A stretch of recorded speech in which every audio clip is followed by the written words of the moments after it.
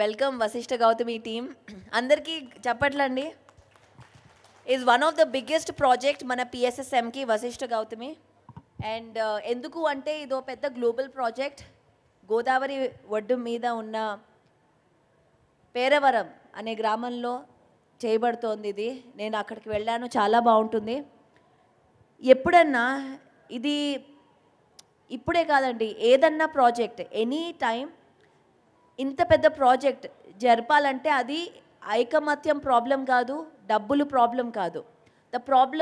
అసలు ప్రాబ్లం ఏంటంటే, ప్రాబ్లం అని కాదు, ఎనర్జీ సెట్ అవ్వడానికి టైం పడుతుంది ఎనీ ప్రాజెక్ట్.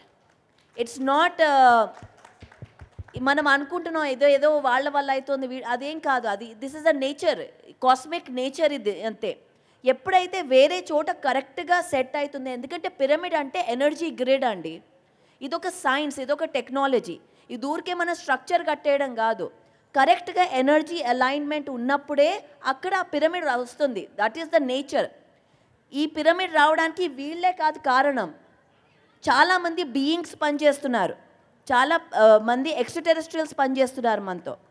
సో ఇది మన వల్ల అవ్వట్లేదు, వాళ్ళ వల్ల అవ్వట్లేదు అనే రీజన్ అసలు తప్పు. అసలు మనం మాట్లాడకూడదు అట్లాంటి రీజన్స్.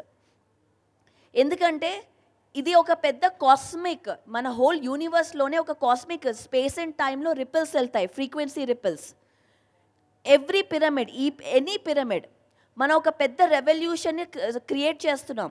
అన్ని చోట్ల పిరమిడ్స్ పెట్టి ఆ ఎనర్జీ గ్రిడ్ ఒక్కసారి యాక్టివేట్ అయిందంటే ఈ ధ్యాన జగత్ అని మనం ఏదైతే అంటున్నామో అది ఇన్స్టెంట్లో అయిపోతుంది.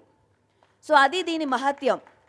సో ఈ పిరమిడ్ ఖచ్చితంగా వస్తుంది, కానీ ఎప్పుడైతే ఇది వచ్చిన రోజు ఆ ఇన్స్టెంట్ 5 డైమెన్షనల్ షిఫ్ట్ అనేది అయిపోతుంది. So all beings are working అండి. సో ఇది ఏ ప్రాబ్లం లేదు, నా దృష్టిలో అయితే ఏ ప్రాబ్లం లేదు. సో ఎవ్వరు నాకు కాల్ చేయొద్దు, ఏది చెప్పొద్దు, ఎందుకంటే పర్ఫెక్ట్ ప్లాన్ ప్రకారం నడుస్తోంది. ఎలా జరగాలో అలాగే జరుగుతోంది. So thank you so much.